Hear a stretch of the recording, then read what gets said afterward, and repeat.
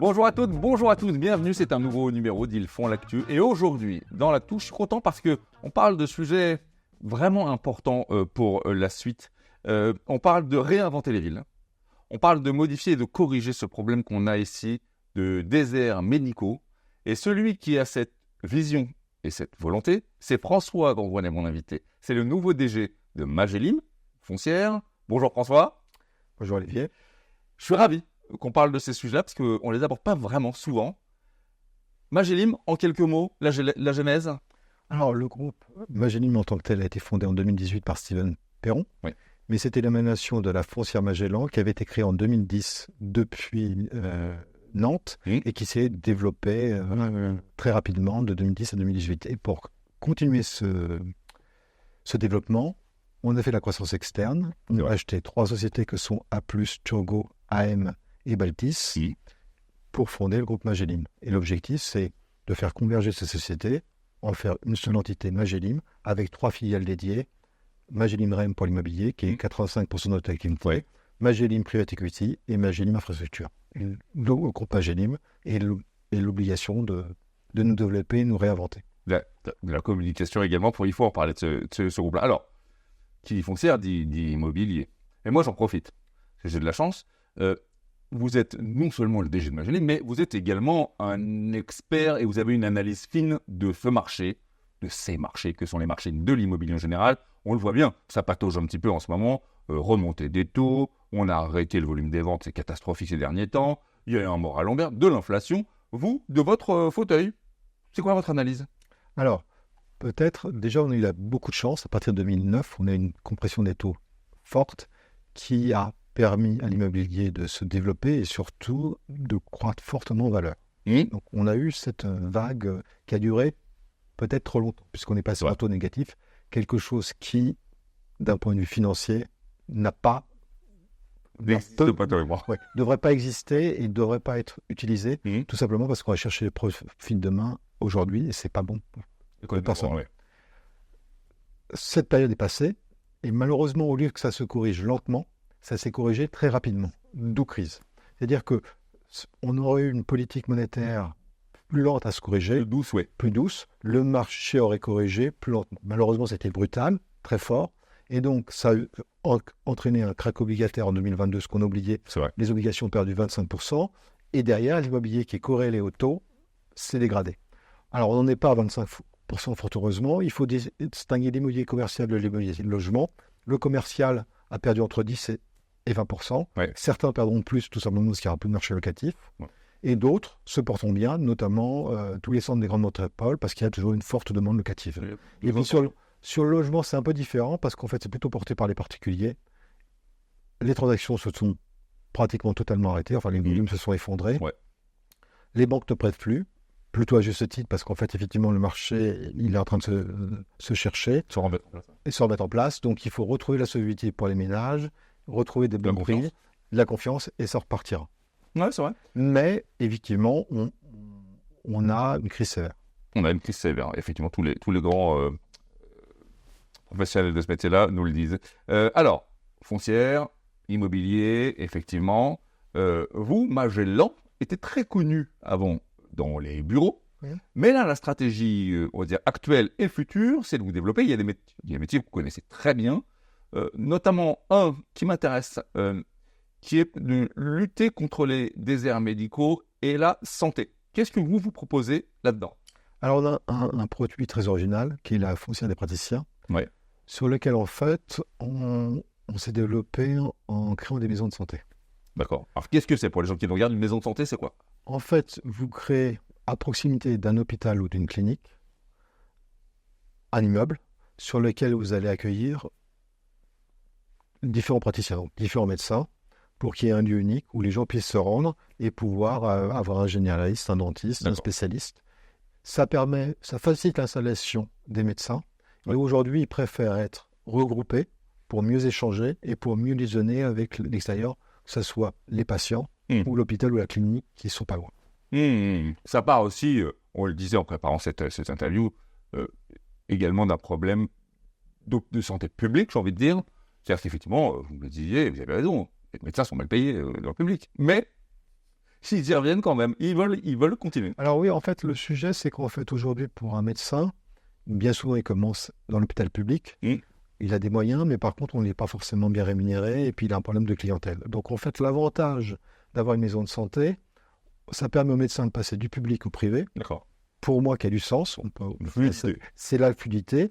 Et donc, son expérience patient dans le privé lui sert dans le public, où l'accueil est toujours un peu plus compliqué.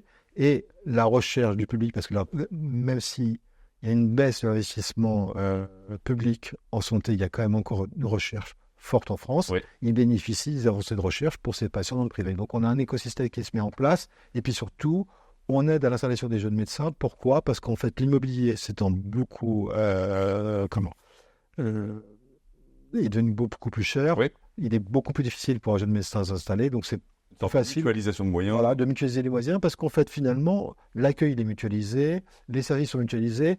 Vous êtes jeune médecin, vous n'êtes pas forcément spécialisé dans l'aménagement de bureau, d'une salle d'accueil. Donc, tout ça est mutualisé. Donc, ça lui permet de se focaliser sur ce qu'il est, son approche des malades et son écoute des malades. C'est une façon de voir ça très, très maligne. Allez, la santé, on la quitte quelques secondes. Un autre sujet très important, d'ailleurs, le gouvernement met les bouchées doubles en ce moment, il en parle tout le temps. Il fait vraiment son cheval de bataille, c'est l'hôtellerie. La l'hôtellerie, ça vous êtes fort dedans. Oui, alors parce qu'on était déjà dans les territoires, donc l'hôtellerie, elle est aussi très forte dans les territoires. On a un sujet global en France, c'est qu'on a la chance d'être la première destination touristique, nonobstant les Jeux Olympiques. On n'a pas besoin des Jeux Olympiques, mais tant mieux de les avoir. Ouais. Et donc, on avait plutôt une offre insuffisante en quantité et en qualité. Donc, effectivement, le gouvernement insiste à développer la capacité hôtelière. Ça peut aussi résoudre les problèmes de mal logement, parce qu'en fait, si vous développez l'hôtellerie, vous réduisez le Airbnb. Ouais. Et donc, vous facilitez l'accès au logement pour ceux qui ont des difficultés. Et donc, l'hôtellerie, c'est réinventer l'hôtellerie. Alors, on le fait de deux façons, parce qu'on a deux types de clientèle. Une façon où on améliore les hôtels existants, ou, parce que ce n'est pas suffisant, on va transformer des immeubles anciens, que ce soit le bureau ou logement, et les transformer en hôtellerie, parce qu'il y a une demande. Donc ça, c'est nos deux axes d'amélioration, et on le fait à la fois en partenariat, pour aller plus vite, et en même temps, on crée des équipes dédiées pour nous aussi développer notre propre offre et compétences hôtelières. Alors, tout ce mouvement, François, formidable, parce que là, pour le coup, on parle de beaucoup de sujets, beaucoup d'activités, c'est formidable. Bon. Mais il y a quelque chose qui nous rattrape, qui nous guette, qui nous inquiète ces derniers temps, c'est l'environnement. Oui. Qu'est-ce que vous proposez, ou qu'est-ce que vous avez en tête pour avoir le moins d'empreinte carbone dans vos activités ? Alors, peut-être en préambule, parce que j'y tiens, on oublie que c'est l'immobilier qui est probablement le secteur qui s'est plus emparé du développement durable, notamment dès 2008 par la Caisse des dépôts, mais après ça s'est vraiment diffusé pour l'ensemble des acteurs. Donc l'immobilier aujourd'hui, chez Magellim, c'est quoi ? C'est dès qu'on achète un immeuble, on fait un audit énergétique, ce qui nous permet en fait de savoir si l'immeuble est parfait ou s'il est imparfait. S'il est imparfait, grâce à l'audit énergétique, on sait exactement les endroits où il faut améliorer l'immeuble. Et donc, on est prêt à le corriger. Par contre, ce qu'oublient les régulateurs, c'est que transformer un immeuble, c'est plus facile, plus efficace s'il est vide. C'est vrai. Bien souvent, nous, on achète des immeubles occupés. Donc, en fait, on a un plan de transformation de l'immeuble à 0 à 10 ans en fonction de l'état locatif. Et dès qu'on peut, on transforme. Alors, ça ne veut pas dire qu'on ne fait rien si l'immeuble est occupé, mais on fait moins. C'est possible de faire. Voilà, exactement. Et à 10 ans, aujourd'hui, en France, on est capable, beaucoup plus qu'à l'étranger, de transformer un immeuble, son enveloppe, pour qu'il n'y ait pas de déperdition d'énergie, que les équipements de l'immeuble soient plus efficaces. Et puis derrière, ça c'est 100% de ce qui nous regarde et ce qu'on investit en termes monétaires. Et derrière, il faut expliquer aux locataires comment mieux utiliser l'immeuble. Et donc ça, c'est des réunions régulières avec les locataires, de l'information, de la didactique. Voilà, tout ça, si on le fait bien, dans 10 ans, l'ensemble du parc de Magellim et je pense de nos concurrents sera dans un état très bon et on pourra être un modèle pour l'Europe. Bon, formidable. Alors, on va s'adresser quelques instants, on va se tourner vers les générations plus jeunes qui nous regardent, que ça intéresse, parce que l'immobilier intéresse beaucoup de gens. Vous ouvrez des fonds très souvent, vous êtes très actifs là-dessus. Il y en a un qui m'a beaucoup parlé, de par son nom, littéralement, City Makers. ceux qui font la ville de demain. Déjà, ma première question, c'est quoi la ville de demain? Et qu'est-ce que c'est que ce programme? Alors, on se rend compte que l'accès à l'offre immobilière pour les plus jeunes est plus difficile. Donc, en fait, quelque part, on s'est dit, il faut qu'on ait du co-living, de l'hôtellerie et la santé. Donc, tout sujet qu'on avait déjà, notamment par notre grande présence dans les territoires, commencé à faire. Et au lieu de le faire ponctuellement pour des clients, c'est-à-dire on l'a fait régulièrement, mais pour des clients différents, on le met dans un fonds, et ce savoir-faire, on l'apporte au fond pour transformer la ville. C'est intéressant. On reste dans le futur, on voit bien que vous êtes préoccupé des bonnes choses, vous êtes sur une très grosse dynamique, aujourd'hui du savoir-faire et du faire savoir. Qu'est-ce qu'on peut vous souhaiter pour les mois à venir là? Alors déjà, en fait, c'est bien m'imprégner de l'ADN de l'entreprise, bien raisonner avec les équipes. Alors ça, c'est important parce qu'on oublie, on est asset management pour le compte de tiers, et donc on est d'abord du conseil et de l'humain.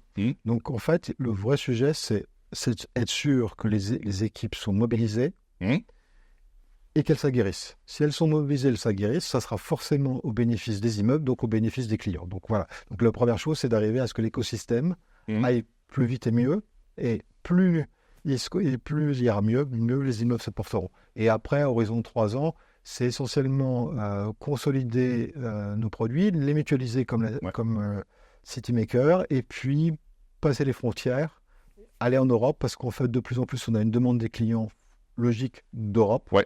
Plutôt d'Europe continentale, parce que si on va en Angleterre, on a en plus à parler de notre devise. Donc absolument. On va progressivement avoir des fonds qui vont avoir 10 à 20% d'Europe, et puis peut-être d'ici 5 ans, un fonds 100% européen, mais on fait les choses par étapes. Brique par brique. Exactement. Parce qu'on parlait d'immobilier. Merci François de nous avoir éclairé un peu sur ces sujets qui sont parfois un peu complexes à saisir.